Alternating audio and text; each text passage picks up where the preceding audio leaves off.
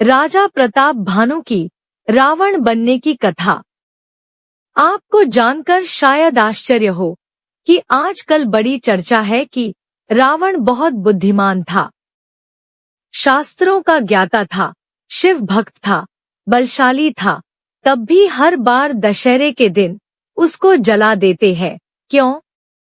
एक बुद्धिमान व्यक्ति को इस तरह जलाना क्या उचित है? कवि, साहित्यकार आदि आजकल रावण को बहुत अधिक महिमा मंडित कर रहे हैं। शायद यह युग दुराचारी, खलनायकों आदि का है। रावण कौन था, कैसे बना? रामायण सीरियल इतनी बार प्रसारित होने के बाद भी बहुत से व्यक्तियों को इसके बारे में पता है। अतः आइए जानते हैं रावण के रावण बनने की कथा। अगर आप चैनल पे नए हैं तो सब्सक्राइब कर लें। भगवान शंकर गिरिजा को एक पुरानी कथा सुनाते हुए कहते हैं कि कैकेय देश में सत्यकेतु नाम का एक धर्म धुरंधर, नीति निपुण राजा था, जो बहुत शीलवान, प्रतापशाली तथा बलवान था। उसके 2 जुड़वा पुत्र थे। दोनों ही गुणवान और रणवीर थे। बड़े पुत्र का नाम प्रताप भानु तथा छोटे का नाम अरिमर्दन था। दोनों भाइयों में बहुत प्रेम था। दोनों ही वीर अपराजेय थे। सत्यकेतु ने संन्यास लेने से पहले बड़े पुत्र प्रताप भानु को अपना उत्तराधिकारी राजा बना दिया। प्रताप भानु एक प्रजा वत्सल राजा था। उसकी धर्म में विशेष रुचि थी। उसका राज्य संपन्न, धन धान से परिपूर्ण था। प्रजा सुखी थी। सर्वत्र शांति तथा अभय था। वह गुरु, सुर, संत, पितरों और महादेव की सदैव सेवा करता था। उसने राज्य में कुएं खुदवाए, तालाब, सरोवर बनवाए, बगीचे लगवाए, सुमन वाटिकाएं लगवाईं। उसका सचिव धर्मरुचि था, जो सदैव नेक धर्म के अनुसार कार्य करने की सलाह देता था। वेद पुराण में जितने भी यज्ञ कहे गए हैं, राजा ने प्रेम सहित वह हजार बार किए। राजा के हृदय में यज्ञ करते हुए किसी प्रकार की कामना नहीं थी। अपने कर्मों को भगवान वासुदेव को अर्पित कर देता था। उसने अपने भाई के साथ मिलकर अपने राज्य का अतिशय विस्तार किया। वह पराजित राजा से राज्य कर लेकर अधीनता स्वीकार करने वाले को उसका राज्य उसे ही सौंप देता था। परंतु कुछ पराजित राजा अधीनता न मानकर उचित अवसर की ताक में वनों में जा छिपे। एक दिन प्रताप भानु राजा आखेट खेलने गया। एक जंगली सुअर का पीछा करते करते वह अपने सैनिकों, साथियों से बिछड़ गया। उसने सुअर को निशाना बनाकर तक के बहुत से तीर चलाए, पर वह मायावी सुअर कभी इस झाड़ी के पीछे नदारद हो जाता, फिर पास में ही दिखने लगता। ऐसे शिकार का पीछा करते करते राजा को बहुत प्यास लगने लगी। बेचैन होकर वह पानी की खोज करने लगा। तब उसे एक आश्रम दिखाई दिया। वहां पहुंचने पर उसे एक मुनि भी आंखें मूंदे तप करता हुआ दिखाई दिया। राजा ने जैसे ही उसके आश्रम में प्रवेश किया, वह महामुनि बने कपटी राजा ने उसे पहचान लिया, परंतु प्रताप भानु ने, जो प्यास से बेहाल था, उसका वेश, आश्रम देखकर उसे महामुनि समझ लिया। वह उस पराजित किए हुए राजा को नहीं पहचान सका। उस कपटी मुनि ने राजा को प्यासा देखकर उसे सरोवर दिखाया, जहां राजा ने मज्जन कर जल पिया। मुनि ने राजा का परिचय पूछा तो उसने स्वयं को प्रताप भानु का मंत्री बताया। मुनि ने कहा कि अब तो रात होने को आई, रात्रि में रास्ता भी नहीं सुझाई देगा। आपका राज्य 70 कोस है। मैं अपने दिव्य चक्षुओं से उसे देख रहा हूँ। आज रात इसी आश्रम में विश्राम करें, भोर होने पर चले जाइएगा। राजा उसकी बातों में आ गया। उसने अपना घोड़ा पेड़ से बांध दिया। अब कपटी मुनि राजा को उसका भूत भविष्य बताने लगा, क्योंकि वह सब कुछ पहले से जानता था। धीरे धीरे राजा को उस पर विश्वास होता गया। कपटी ने राजा को अपने त्रिकालदर्शी होने का भी उसे यकीन दिला दिया। स्वयं को एकत्नु बताया कि जब सृष्टि बनी उसके बाद उसका जन्म हुआ, तब से वह उसी तन शरीर में है। उसने बुद्ध को बहुत सिद्ध पहुंचा हुआ सन्यासी बताया। राजा जो सरल हृदय था उससे प्रभावित होता चला गया। तुलसीदास जी ने लिखा है कि जैसा भविष्य में होने वाला होता है वैसी ही स्थितियां बन जाती हैं, होनी होकर रहती है। उसने राजा से कहा कि राजा जो चाहे मांग ले, वह उसे प्राप्त करवा सकता है, बस आप अपनी इच्छा बताएं। तब राजा ने उसे अपना वास्तविक परिचय दिया और उस कपटी के पैर पकड़कर क्षमा मांगी। जिस राजा के मन में कोई कामना नहीं थी, कपटी की संगत से लालसा पैदा हो गई। वह कपटी मुनि के चरणों को पकड़कर बोला कि आप ही मेरे हितैषी हैं। कपटी मुनि व राजा का वार्तालाप करीब 158-175 दोहों में बालकांड रामचरितमानस से पढ़ सकते हैं। रावण को जानने के लिए पढ़ना चाहिए। संक्षेप में राजा को जब मुनि पर पूरा भरोसा हो गया, वह बोला, मुनि, आपका दर्शन करने से धर्म, अर्थ, काम और मोक्ष ये चारों फल मेरे हाथ में आ गए, तो भी आपको प्रसन्न कृपा पूर्ण देखकर ये दुर्लभ वर मांगकर शोक रहित होना चाहता हूँ। मुनि ने उसके मन की बात जानकर कहा, तात कोई भी वर मांग लो। तब राजा ने उसने अपनी अभिलाषा इस प्रकार बताई।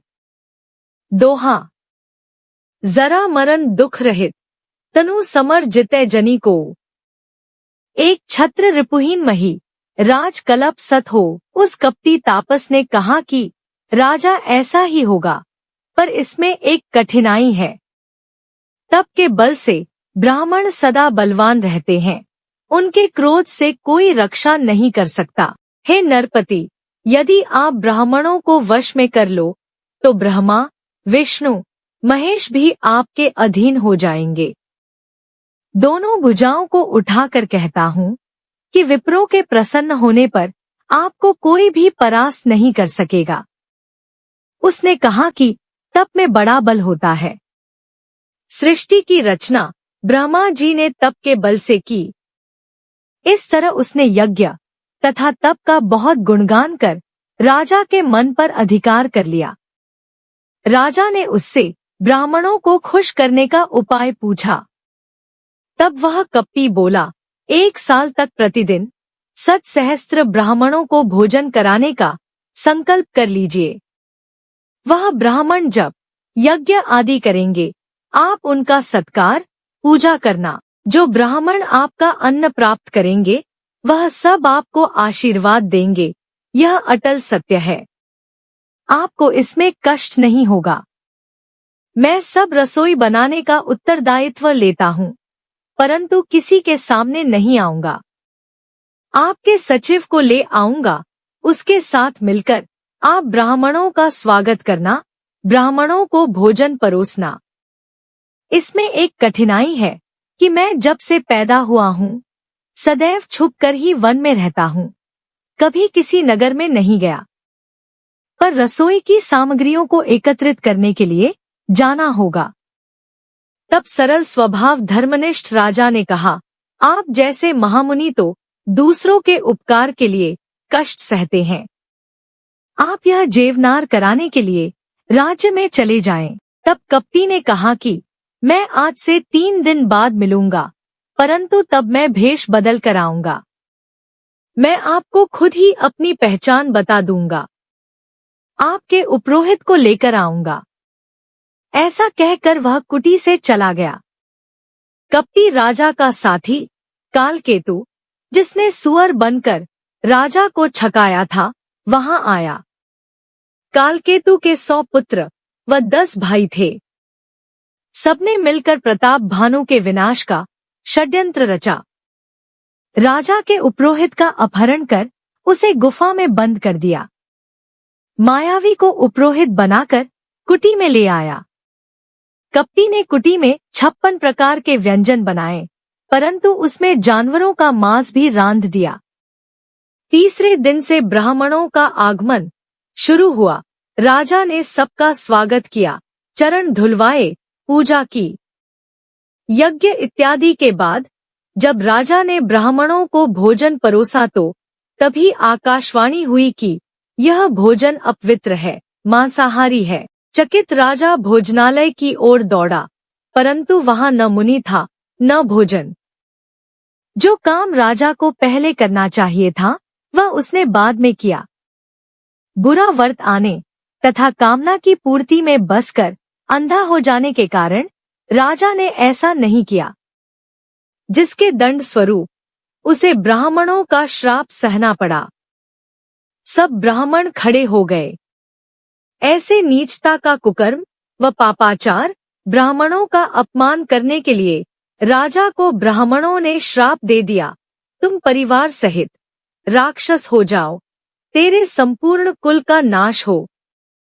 राजा, जिसने भोजन परोसने से पहले भोजन की जांच नहीं की थी, कपटी पर अंधविश्वास किया था, घबरा गया। ब्राह्मणों से अनुनय विनय करने लगा, क्षमा मांगने लगा, उनके चरणों में गिर गया। पर ब्राह्मण बहुत क्रोधित थे। तभी देवताओं ने नभ वाणी की कि इसमें प्रताप भानु का कोई दोष नहीं है। तुलसीदास जी ने लिखा है, भूपति भावी मिटे नहीं, जतपि न दूषण तोर, किए अन्यथा होई नहीं, विप्र श्राप अति घोर। राजा का विनाश रचने वाले कपटी राजा ने सभी पराजित राजाओं को सूचना भिजवा दी कि यह प्रताप भानु के अंत का समय आ गया है, आओ सब मिलकर उस पर आक्रमण करें। सबने प्रताप भानु के राज्य पर चारों ओर से आक्रमण कर दिया। दोनों भाई युद्ध गति को प्राप्त हुए। इस तरह सत्यकेतु के कुल का नाश हो गया। रावण का जन्म और जीवन। कुछ काल बाद प्रताप भानु का पूरा परिवार राक्षस बनकर जन्म लेता है। तुलसीदास जी ने उसके जन्म के बारे में लिखा है कि पूर्व जन्म में धर्मनिष्ठ होने के कारण उसका जन्म उपजे, जबकि पुलस्त्य कुल पावन अमल अनूप, तत्पि महिसुर श्राप पस भय सकल अघ्रू। प्रताप भानु रावण बना, जिसके 10 सिर व 20 भुजाएं थी।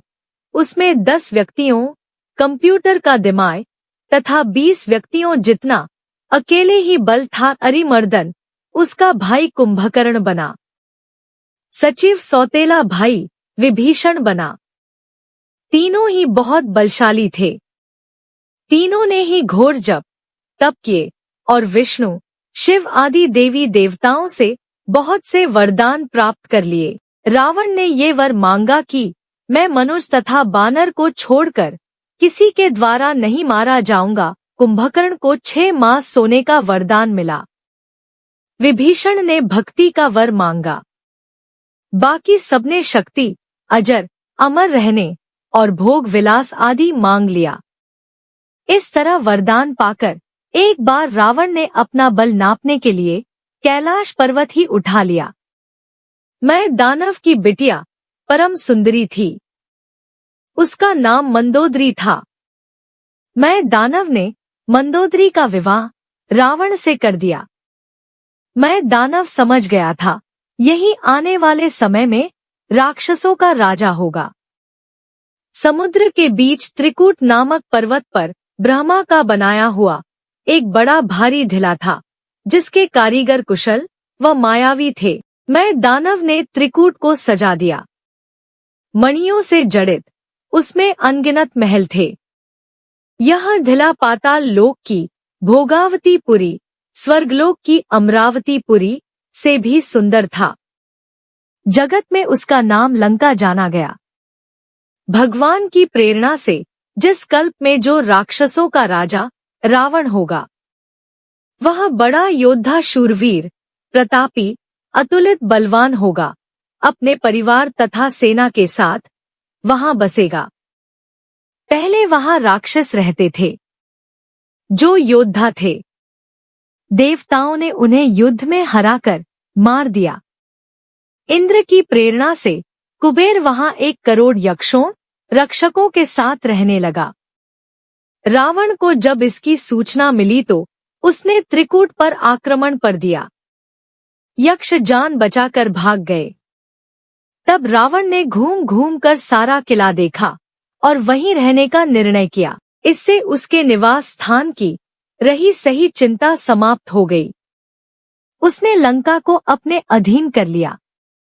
राक्षस परिवार के साथ रावण वहां रहने लगा। एक बार इंद्र पर आक्रमण कर उसका पुष्पक विमान छीन लिया। सुख, संपत्ति, पुत्र, सेना, जय, प्रताप, बल, बुद्धि और बड़ाई, ये सब उसके ऐसे ही बढ़ते जाते थे जैसे प्रत्येक लाभ पर लोभ बढ़ता है। सभी राक्षस मनमाना रूप बना सकते थे। उनमें दया धर्म स्वप्न में भी नहीं था। एक बार सभा में बैठकर रावण ने अपने अगणित परिवार को देखा। उन सबको देखकर रावण क्रोध व अभिमान से बोला, समस्त राक्षस सुनो, देवतागण हमारे शत्रु हैं। वे सामने आकर युद्ध नहीं करते पर बलवान को देखकर भाग जाते हैं। उनको एक ही प्रकार से मारा जा सकता है। सब बहुत ध्यान से सुनो। ब्राह्मणों को भोजन, यज्ञ, हवन और श्राद्ध पूजा आदि से उन्हें बल मिलता है। इन सब में जाकर तुम बाधा डालो। जब देवता बलहीन होकर मेरे पास आएंगे तो उन्हें पराधीन कर छोड़ दूंगा। अपने पुत्र मेघनाद को भी ऐसा करने की आज्ञा दी। सब राक्षस व मेघनाद रावण की आज्ञा का पालन करने लगे। देवता सुमेरु पर्वत की गुफाओं में छिप गए। दिक्पालों के सारे लोग रावण को सूने मिले। तब वह बार बार गर्जने लगा, देवताओं को गालियां देने लगा। रण में मदमस्त होकर वह सबको युद्ध के लिए ललकारता घूमने लगा। उसने चंद्रमा, कुबेर, अग्नि, काल, यम और जल को अपना दास बना लिया। किन्नर, सिद्ध, मनुष्य, देवता और नाग सभी के पीछे पड़ गया। ब्रह्मा जी की सृष्टि में जितने भी शरीरधारी स्त्री पुरुष थे सब रावण के अधीन हो गए। तुलसीदास जी ने लिखा है, भुजबल विश्व बस्य करी, राखेसी को न सुतंत्र। मंडलीक मणि रावण, राज करे निज मंत्र। उसने देवता, यक्ष, गंधर्व, मनुष्य, किन्नर और नागों की कन्याओं तथा बहुत सी सुंदर नारियों से अपनी शक्ति के बल से विवाह कर लिया। रावण की आज्ञा से मेघनाद तथा सभी राक्षस मायावी शरीर धारण कर धर्म को निर्मूल करने का काम करने लगे। गाय, ब्राह्मणों को जहां जहां पाते वहां आग लगा देते। भक्ति, ज्ञान, यज्ञ, तप, वेद पुराणों का पठन पाठन सब बंद हो गया। तुलसीदास जी ने लिखा है, निशाचरों ने घोर उत्पात मचाया। लंपट, चोर, जुआरी, दूसरे के धन को हथिया लेने वाले, माता पिता की बात न माने वाले, साधु सन्यासियों से सेवा करवाने वाले, व्यक्तियों को नाना प्रकार के कष्ट देने वाले आत्ताई बढ़ने लगे। सब जगह भय, हिंसा, चोरी, डकैती, अपहरण जैसे वर्तमान में दिखाई दे रहा है। यौनाचार का बोल बोला हो गया। रावण अपने अभिमान में इतना अंधा हो गया कि सच झूठ की जांच पड़ताल, परीक्षण करना भी बंद कर दिया। शूर्पणखा की नमक मिर्च लगाकर कहीं बात को बिना जाने की शूर्पणखा ने क्या किया। सच्चाई का पता लगाए बिना सीता हरण की योजना बना ली। अपने मामा मारीच के समझाने के बाद भी वह नहीं माना और उसने कंचन मृग बनकर सीता, जो कनक भवन त्याग कर वन में चली आई थी, के मन में सोने के हिरण के लिए माया से लालसा पैदा करवा दी। फिर धोखे से सीता का अपहरण कर लिया। ऐसा था रावण की जीवन चरित्र। वीडियो अच्छी लगी हो तो प्लीज लाइक एंड शेयर, और अगर आप चैनल पे नए हैं तो सब्सक्राइब जरूर कर लें। धन्यवाद।